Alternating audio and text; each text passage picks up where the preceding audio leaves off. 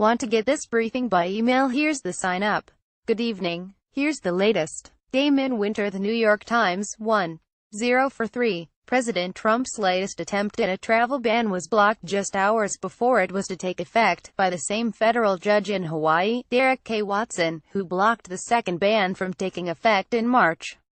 Also, two senators reached a bipartisan deal to continue the subsidies to health insurance companies that Mr. Trump planned to cut off. We visited an Arkansas county, above, where most voters backed Mr. Trump. Healthcare is a job engine there, and the cloud over the Affordable Care Act has left residents uneasy. And the president's choice to be the nation's drug czar withdrew after reports that, as a congressman, he did the bidding of the pharmaceutical industry and undermined efforts to combat the opioid epidemic. Eric DeCastro, Reuters 2. Cheering and celebratory gunfire erupted in the streets of the Syrian city of Raqqa after a U.S.-backed militia composed of Kurdish and Arab fighters said they had seized it. But the American military said its allies still didn't have complete control of the city, which had been the de facto capital of the Islamic State. And booby traps and unexploded ordnance could take years to clear. Analysts say the militant group is now preparing for a new phase, morphing back into the kind of underground insurgency it started as. Taliban media, via Associated Press 3. We got the story behind the release of an American woman, her Canadian husband and their children, who were held hostage by the Taliban linked to Haqqani network. Turns out they were seen by CIA drones last month near the Afghanistan-Pakistan border, and the Americans gave the Pakistani government a clear message: rescue them, or we'll send in the Navy's SEAL Team 6, the unit that killed Osama bin Laden.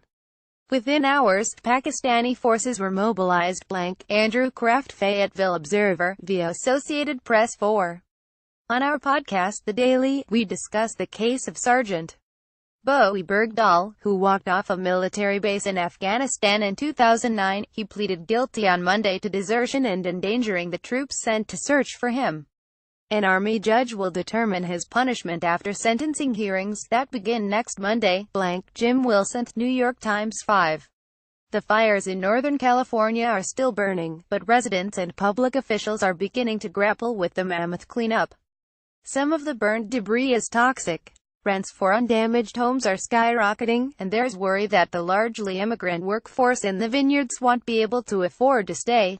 Tom Jacobs, Reuters 6.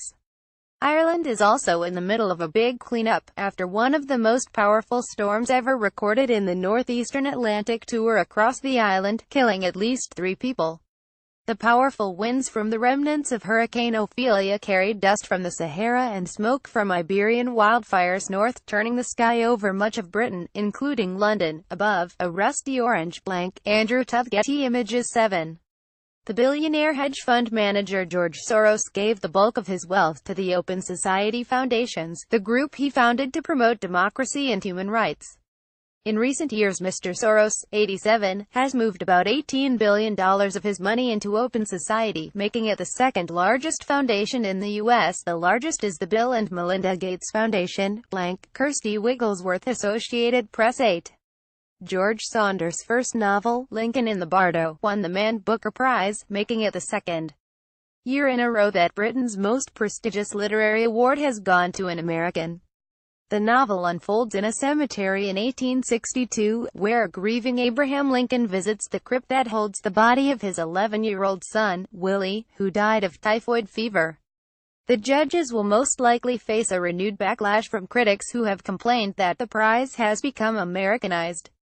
Until recently, it was restricted to novels written by authors from Britain, Ireland and the Commonwealth nations. Chuck Burton, Associated Press 9. The new NBA season tips off tonight with some intriguing matchups. The Boston Celtics face the Cleveland Cavaliers, the team they traded point guards with in the offseason. And the rejuvenated Houston Rockets face the defending champion Golden State Warriors. TNT, 8 p.m. and 10:30 p.m. Here are our predictions for the Western Conference and the Eastern Conference. Above, a preseason game last week. Randy Hole, Mesa, BC, via Associated Press 10. Finally, Jimmy Kimmel's filming his show in New York this week, and he has a very special guest tonight, David Letterman. Mr. Kimmel started off his Monday night show with a crack about how the city has changed in recent years. In honor of our show being here in Brooklyn, all of the jokes you will hear tonight were written in small batches, by hand, on biodegradable hemp parchment, he said. Have a great night, blank. Your evening briefing is posted at 6 p.m. Eastern. And don't miss your morning briefing, posted weekdays at 6 a.m. Eastern, and your weekend briefing, posted at 6 a.m. Sundays. Want to catch up on past briefings? You can browse them here. If photographs appear out of order, please download the updated New York Times app from iTunes or Google Play. What did you like? What do you want to see here? Let us know at briefing@nytimes.com.